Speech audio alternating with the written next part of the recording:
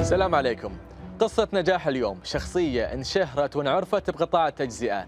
متجر يضم تحت سقفه أشهر الماركات التجارية العالمية. في عام 87 توفي صاحب الشركة، وقتها كان عمر شخصية اليوم 19 سنة فقط. كيف واجه الضيف التحديات اللي من نادر ما تواجه شخص بهذا العمر؟ خلكم معنا.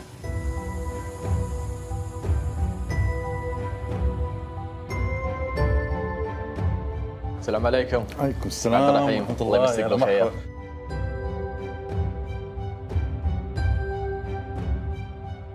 عبد الرحيم، احنا في الحقيقة مع كل ضيف أول فقرة نتكلم فيها عن ذكريات الطفولة.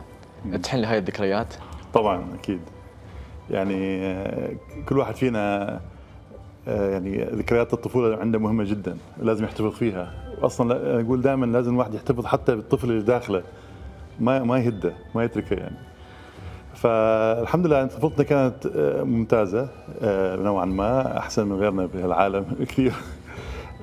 كنا عايشين في منطقة الرفاع اللي هي بين فريج الهتمي والسلطة القديمة، صوب المتاحف. أيوة، عند المنطقة هذيك فريج شرق، المنطقة هذه.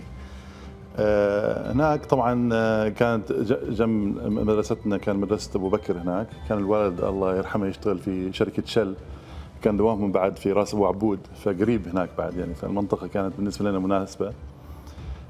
كانت بدايتي الدراسية كانت في مدرسة أبو بكر الصديق الابتدائية، وقعدنا في هالفريج هذا تقريبا لغاية ما وصلت صف خامس، وصف سادس انتقلنا لمنطقة السد.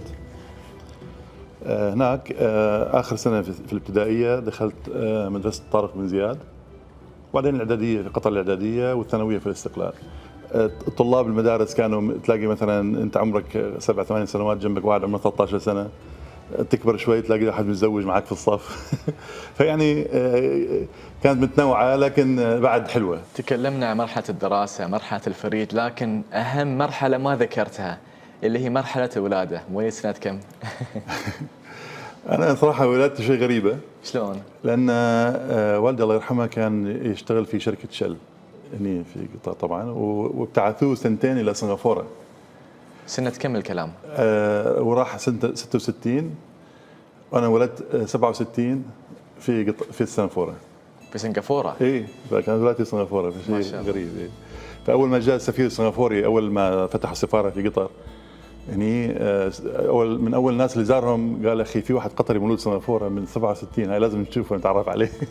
فجاء عندي وزارني، وتمنى على علاقة لليوم يعني معه.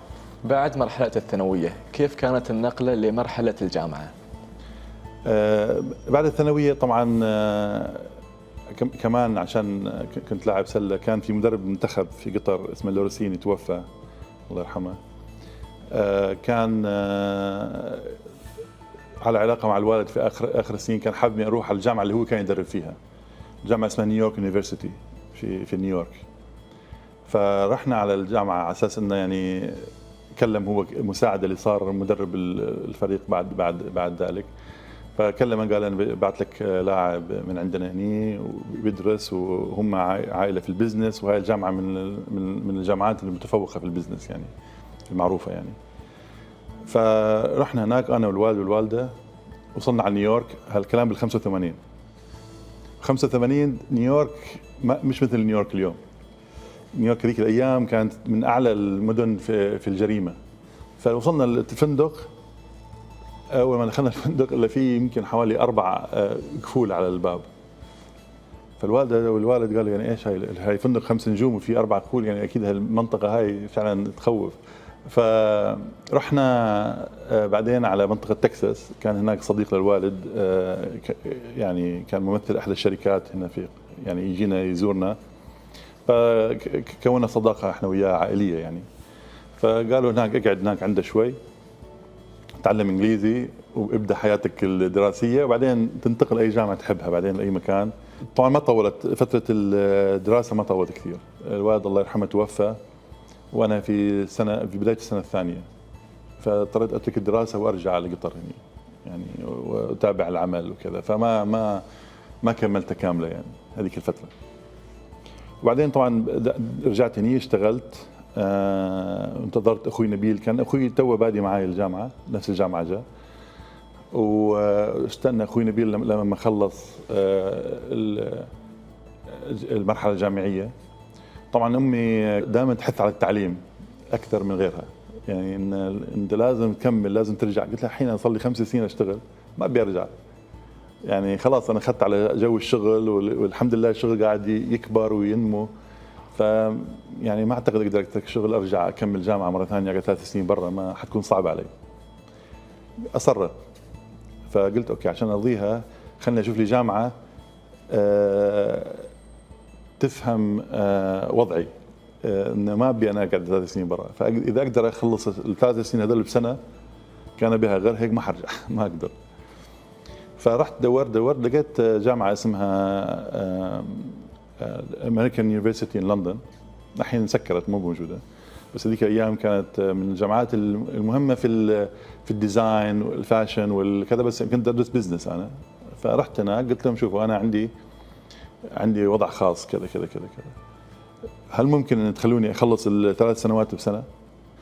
قالوا ممكن، تاخذ عدد ساعات اكثر، لكن لازم تكون علاماتك كلها ايز وبيز. لما نشوف سي في علاماتك ترجع لللود العادي، يعني انه ما تقدر تاخذ اكثر. قلت له اوكي. وكان هاي الحلو في الجامعه هاي كان لها فرع في اتلانتا في جورجيا في امريكا، وكوارتر سيستم. فكنت شهرين في بريطانيا وشهرين في امريكا، حسب وين في معارض وين في شغل وين في يعني رحلات عامه اسافرها عشان العمل يعني. فكنت اخططها على اساس انه هذا الكوارتر في بريطانيا، هذا الكوارتر في امريكا. اذا كنت في بريطانيا اروح المانيا، اروح فرنسا، اروح اسوي اجتماعاتي هناك للشغل. واللي في امريكا اذا في معارض هناك في امريكا اروح كذا. فكنت اختار الفتره حسب وين العمل اكثر هذيك الفتره.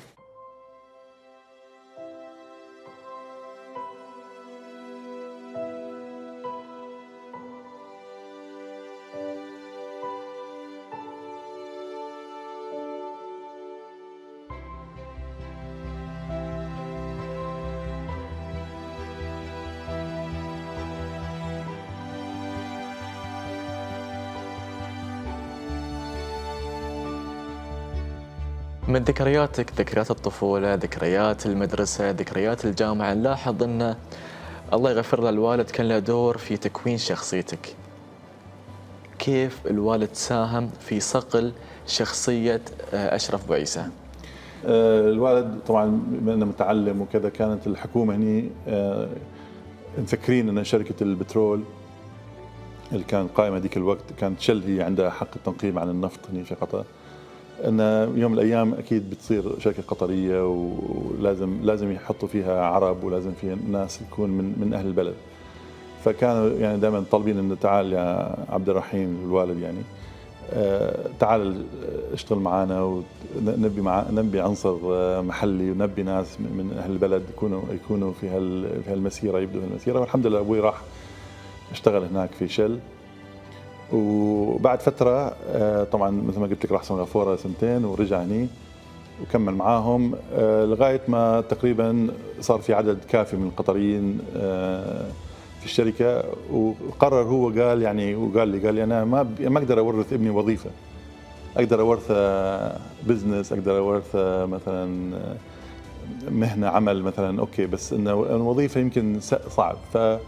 طلع من الوظيفة والتحق في أخوه عبد السلام مرة ثانية بعد شل، وكمل معاه فترة. بعدين تقريبا بال 80 81 ترك عمي عبد السلام وفتح بزنس لوحده اللي هو الصالون الأزرق، وكمل طبعا في الصالون الأزرق لغاية ما توفى الله يرحمه ب 87.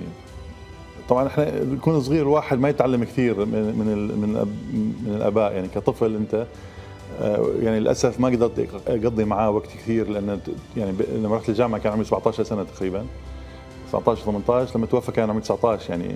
ف يعني كنت اتمنى ان قعدت معاه اكثر، بس في اشياء صغيره مثل ما تفضلت واحد ممكن يتعلمها ويلقطها ويتذكرها دائما. فاتذكر مره كان والي يدخن كثير، فقال لي يعني اشرف ابيك تكون احسن مني انت دائما، يعني الواحد دائما يتمنى ابنه يكون احسن منه ولازم انت يعني تحط هذا الموضوع في راسك. قلت له وين بدك تكون احسن منك، انت متعلم وقارئ، وكنت اشوفها يعني شيء كبير طبعا. انه وين؟ قال لي انت الحين تدخن؟ قلت له لا. قال لي اكيد ما تدخن وراي؟ قلت له لا. قال لي هاي الوحده اليوم بدأت تكون احسن مني. فيعني كنت اتمنى يكون عندي، اكيد كان عندي الاكثر يعلمني ويعطيني، بس هاي الفتره يعني ما كانت طويله. يعني كان حتى يعني اتذكر حتى وقت الدراسه كان شغله مهمه. كان كنت احيانا العب سله طبعا، ووصلت في السله بعد الحمد لله كان مستواي زين وكذا. فكان عمري اظن 14 15 سنه. فحس علي شوي اني قمت اشوف حالي شوي. اوكي، صرت اطلع في المجلات والجرايد. واتذكر كان في عندنا مجله الصقر، سووا معي لقاء وحطوه في نص المجله وصور ومش عارف ايش. فشوي شاف ان صارت عندي شوفة نفس. كان نادي السد، شارع السد، كان نادي السد بعد محلنا بشوي. كان محلنا الصالون الازرق على الشارع بالضبط، بعديه يمكن 100 150 متر النادي. فراح عمدا قال لي انت اي ساعه تمرينك؟ اقول له مثلا الساعه 4.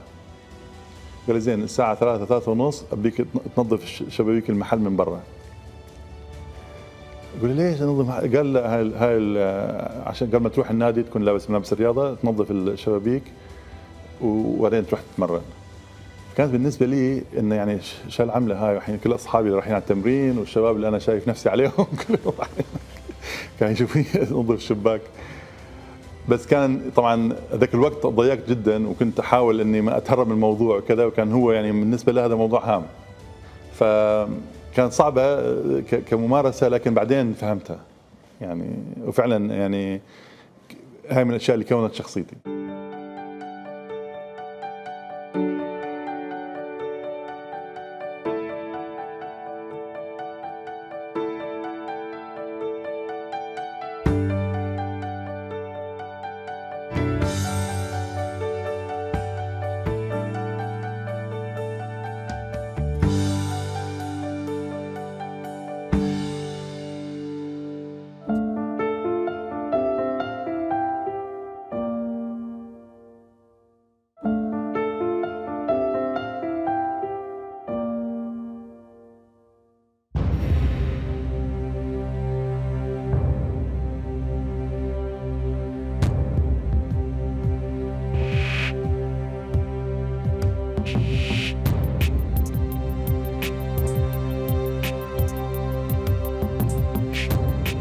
وانا جايكم كزبون احس ان اقرب مشروع لاشرف ابو عيسى الصالون الازرق، احس ما ادري ليش.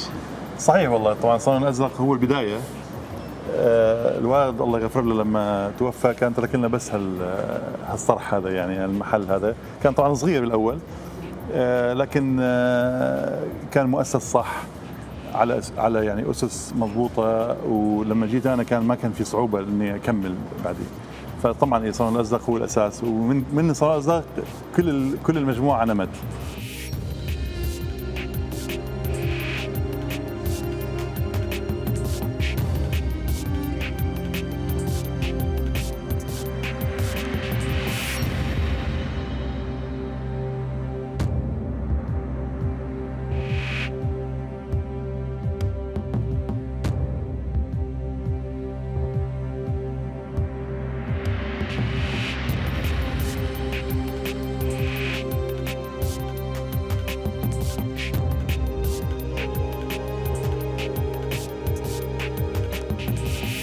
أول خطوة في مجال الأعمال والتجارة، يا تتعثر يا توقف على رجولك.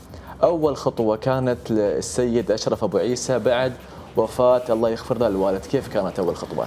فعلا البزنس يحتاج حد من العائلة دائما، خاصة في بدايته. يعني كان البزنس عمره بس 5 6 سنوات من يوم ما تأسس، يعني لغاية ما توفى الوالد. الوالد توفى عمره 47 سنة، صغير يعني.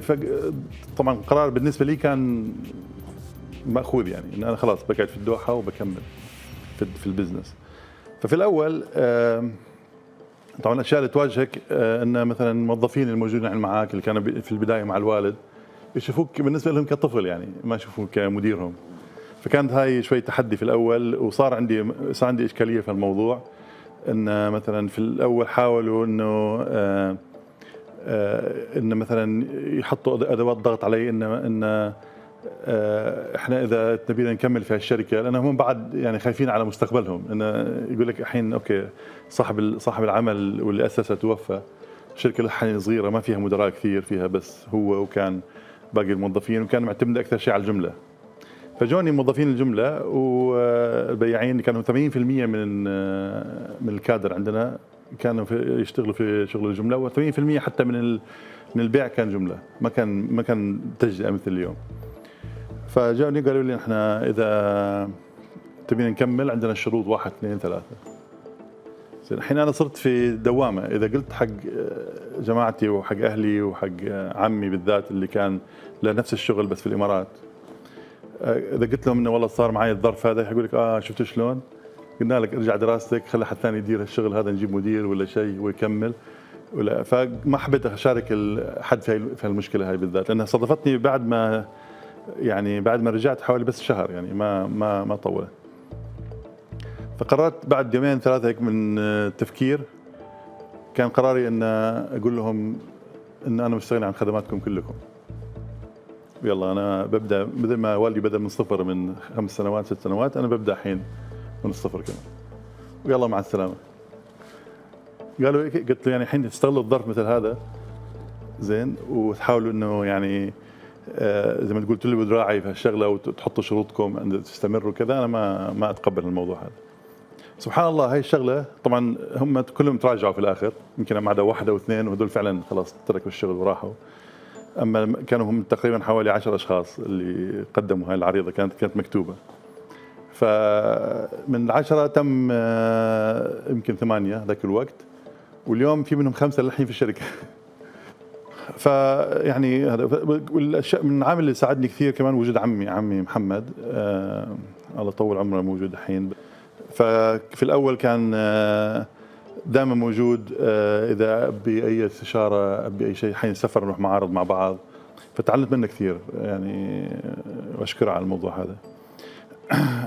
اخوي نبيل طبعا موجود، كان يجي وقت الصيف، هو يجي هني صيف من جامعته يعني، يداوم في الصيف، وانا اروح اخذ لي كورسين اتم متابع يعني في الجامعه، والحمد لله مضت يعني. بس التعلم اكثر شيء كان من بعض الشركات بعد، يعني مثلا احنا كنا نتعامل في الاول مع شركات يابانيه، شركات فرنسيه، امريكيه. مثلا اليابانيين تتعلم منهم الدقه والتخطيط الاستراتيجي والتفكير اللي بكل الامور، ودائما عندك المستقبل دائما في هاجس في مخك، يعني وين بتروح، كيف تسوي الشغله هاي بعد 2 3 سنين وين بتكون، بعد 5 سنين وين بتكون، بعد 10 سنين وين بتكون. انا دائما اقول دائما حط عربي مقابل الياباني، اوكي، العربي دائما يغلب الياباني. بس حط مثلا 2 يابانيين مقابل 10 عرب، اليابانيين يغلبوهم. فلان ما عندنا العمل الجماعي، هم عندهم العمل الجماعي وايد اقوى، وكيف كل واحد يكمل الثاني. فهي الشغله وايد مهمه يعني، لنا حتى عشان نتطور كدول كشركات عربيه لازم نتعلم هالموضوع هذا، ولازم كل واحد فينا يتوقع حسن النيه عند الاخر عشان يعرف يتعامل معه، وعشان نعرف نتطور كلنا مع بعض. الفرنسيين مثلا كيف يبنوا الماركات، كيف يبنوا شركاتهم، الدقه في التعامل بعد عندهم مهمه جدا. شلون ان مثلا لو جاتهم ظروف ما يتنازل عن القيم الاساسيه للماركه مالته ولا شركته، اوكي، تم مواظب عليها، عشان تلاقي اليوم اهم ماركات اللي مستمره صار لها يمكن 100 سنه هي الماركات الفرنسيه اكثر شيء. في عندهم ديسبلين، عندهم انضباط، اوكي، مش اذا والله جت ظروف اقتصاديه ولا كذا لا خليني ابيع بسعر رخيص وكذا واعبي السوق، لا عندهم يقول لك مثلا لازم تنتظر عشان تحصل الشغله الفلانيه، يخليك تنتظر حتى هو عنده ظرف سيء، يعني يقدر يبيعك بس لا يمسك شلون، فعنده انضباط. مثلا الامريكان تعلمت منهم عمليين جدا، ما يضيعوا وقت، كل شيء محسوب عندهم بالوقت، يعني عرفت كيف؟ مثلا شلون الامريكان بعد يتعاملوا مع متغيرات السوق. هالامور هاي كلها كانت مهمه، راح يتعلم كل شيء حواليه. وانا اقول الواحد اذا بطل تعليم بطل تعلم توقف حياته خلاص. ايش يعني لازم تمك صغير في تفكيرك، في مخك، في عقلك، وتحس حالك دائما طالب مهما كبر عمرك. لما تجتمع مع شركات كبيره تمثل اليابان، فرنسا، أمريكا، كانوا يتقبلون صغر سنك عادي الوضع كان؟ والله اكثرهم ايه، لان في منهم علاقاتنا معهم قديمه. اليابانيين شوي عندهم مشكله في الموضوع، اليابانيين دائما عندهم اصلا في شركاتهم عشان الواحد ياخذ لقب مدير لازم يقعد في الشركه تقريبا 20 25 سنه. فعندهم موضوع السن والخبره مهم جدا. بس حاولت اتعامل معه في الاول، لقيت صعوبه في الاول. قالوا لي اليابانيين، قالوا واحده من الشركات قالوا لي احنا والله اعطينا الوكاله حق ابوك السنه اللي فاتت قبل ما يتوفى بسنه يعني، وعلى اساس ان خبرته يعني المعلومات اللي عنده عن البزنس هذا وكذا. الحين احنا يعني يمكن نتراجع عن القرار هذا ونشوف حد ثاني. بس انا قلت لهم اوكي، انتوا وقعتوا مع شركه ما وقعتوا مع شخص، اعطوني على الاقل فرصه اثبت نفسي. أنا اللي سمعته من حركات التمويه اللي كنت تسويها عشان تغطي على صغر سنك كنت تربي اللحية، هل كلام صحيح؟ صحيح، وينك المعلومه يا مصدر. صحيح. كنت اربي لحيتي واحاول ابين اكبر حتى في لبسي وكذا، يعني قد ما اقدر اكبر عمري يعني قدام الشركات اللي كنت اتعامل معها. يعني كان عائق موضوع السن بالنسبه لهم. التحديات اللي بعد الفترة هذه، خاصة وان انتم توسعتوا في اكثر من مجال، دائما في كل مرحله لازم تكون مجهز حق المرحله اللي عقبها. يعني وانت فوق لازم تكون متوقع انها حتنزل. فدائما ما تنسى الموضوع هذا، وما تاخذك ما ياخذك الحماس في موضوع انه والله ايه انا الحين قاعد اسوي زين وكذا كذا. لا، دائما احكم نفسك وتاكد يوم من الايام بينزل السوق، ما يستمر. يعني هاي شغله على مدى العصور يعني، ودائما حاصله يعني. وانت في النازل جهز للطلوع، وانت في الطلوع جهز للنزول دائما، ما تنسى. هاي كانت مهمه كثير بالنسبه لي، والحمد لله يعني تجاوزنا. في احيانا كان في حرب الخليج مثلا، التحديات مستمره ما توقف يعني، سواء سوق سواء سياسه سواء حتى اليوم مثلا بيع التجزئه تغير. اوكي، يعني اليوم ما في البيع مثل الاول. في مثلا في امريكا قاعد المبيعات الاي كوميرس والانترنت هاي تاخذ كثير من المحلات اللي في المولات وفي الشوارع. فهي شلون نتعامل معها؟ يعني تغير هذا، وتغير سريع قاعد يجينا. فاحنا لازم مثلا اليوم من اسباب وجودنا اليوم خارج قطر، احنا عندنا في قطر طبعا اكثر محلاتنا، بس عندنا في بعض الدول الخليجيه، وعندنا في تركيا وفي جنوب افريقيا وفي امريكا محلات، كلها فيها محلات. بس وجودنا في امريكا مثلا كان، وبالذات في نيويورك، سببه ان احنا نبي نواكب هالتغيير اللي قاعد يصير في الاسواق العالميه، من تحولنا من مبيعات تجزئه في محلات لمبيعات الكترونيه عبر الانترنت. فلازم تكون في سوق متطور في هالموضوع عشان تعرف ايش كانوا يسووا، وانت تسوي مثلهم وتواكبهم، على اساس لما تجيك هالموجه هاي على منطقتك تكون جاهز لها. يعني ما تجيك وانت تتفاجأ بعدين تقول اي والله جو الشركات واخذوا لا، لازم انت اليوم عندك كل وسائل الاتصال متاحه لك. ف سوينا مثلا انشأنا بعض الشركات اللي، او بعض الافكار اللي مثلا مش موجوده في اماكن كثير، ونحاول ناخذها لدول اخرى. فكان سوقنا صغير، بس يكون بعد مكان كويس انك تمتحن هاي الفكره وتجربها هني، وتشوف اذا تنجح او ما تنجح. اذا نجحت تاخذها برا وتحاول انك تعولمها بما معناه. فعندنا مثلا تجربتنا مع مسافر مثلا، هو محل كل مستلزمات السفر. اوكي، اليوم موجود في حوالي 4-5 دول، عارف كيف، منها امريكا. وبدينا في مبيعات على الانترنت، مسافر.com، ان نحاول، والحمد لله في نجاح. يعني في بوادر طيبه ومشجعه جدا. زين، بس طبعا مع الوقت لازم تعرف تميز نفسك وين تلاقي لك مكان في السوق العالمي، وشوي شوي تكبر وتبي لها نفس شوي، وتبي لها مثابره، وتبي لها تركيز.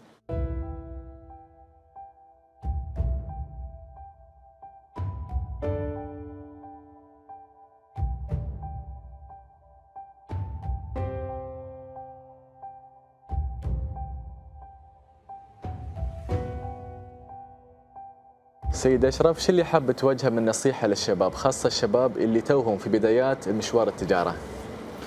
والله هذا سؤال مهم.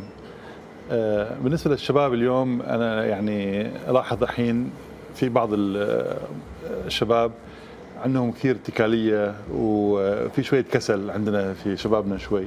فالصراحة المفروض أن أي واحد يبدأ يشتغل في العمل التجاري، خاصة العمل الخاص، الشيء الوحيد اللي ممكن ينجحه هو العمل الجاد والمثابرة. يعني إنه والله يقعد ويتكل انه يعني اذا ما نجح البزنس حياخذ وظيفه وكذا. هاي الاتكاليه ترى مش مفيده.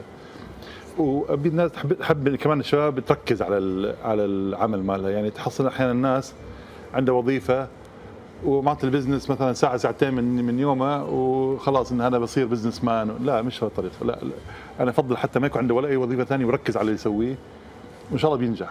يعني هذا مهم جدا. وبعدين أنا أتعامل مع حاضنات الأعمال في قطر وأروح أحضر بعض الديمو دايز اللي يسوونها. وبعدين أحيانا نختار ناس نتعامل معهم كذا، تلاقي أول ما يجي يقابلك تتكلم معاه شلون تدعمه، شلون بتساعده، شلون كذا، يتحمس. بعد فترة تشوف الحماس راح. أوكي، لقينا والله الشغل هاي يحتاج أحيانا 8 ساعات و10 ساعات عمل في اليوم، فشوي يكش ويهرب.